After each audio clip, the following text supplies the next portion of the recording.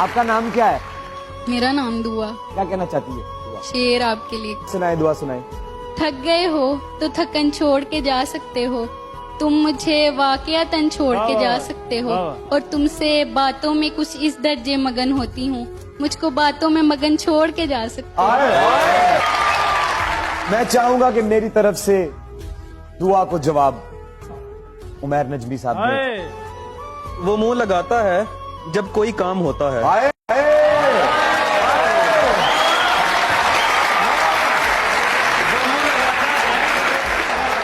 वो मुंह लगाता है जब कोई काम होता है, जो उसका होता है समझो गुलाम होता है।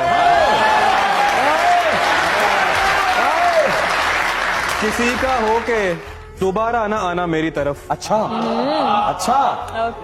किसी का हो के दोबारा ना आना मेरी तरफ, मोहब्बतों में हलाला हराम होता है।